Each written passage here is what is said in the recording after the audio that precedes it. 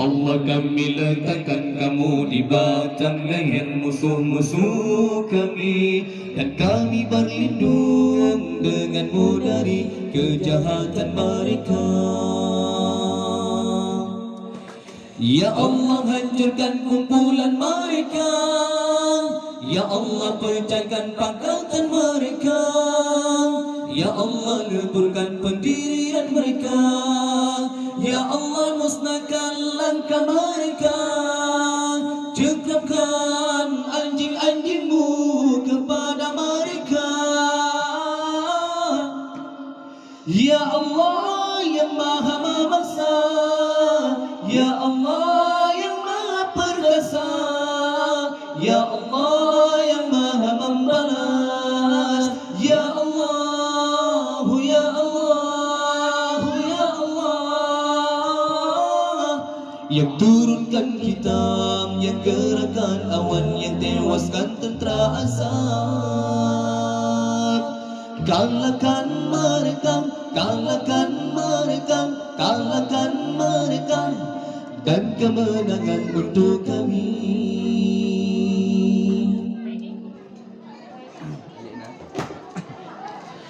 Allahumma inna naj'aluka fi nuhuri a'da'ina wa na'udzu bika min shururihim.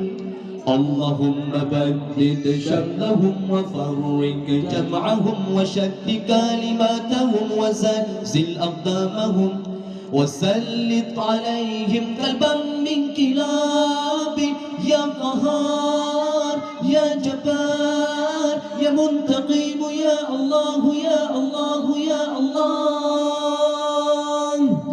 Allahumma ya munzil al-kitab, Ya mujri as-sahab, Ya hazim al-ahzab.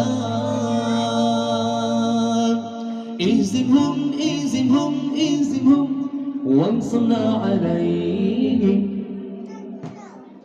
Ya Allah, kami letakkan kamu di batang leher musuh-musuh kami, dan kami berlindung denganmu dari kejahatan mereka. Ya Allah, hancurkan kumpulan mereka. Ya Allah, pecahkan pangkatan mereka. Ya Allah, leburkan pendirian mereka. Ya Allah, musnahkan langkah mereka. Cengkramkan anjing-anjingmu kepada mereka. Ya Allah yang maha memaksa, Ya Allah yang maha perkasa, Ya Allah yang maha membalas, Ya Allah, Ya Allah, Ya Allah, yang turunkan kitab, yang gerakan awan, yang tewaskan tentera azab. Kalahkan mereka, kalahkan mereka, kalahkan mereka, dan kemenangan untuk kami.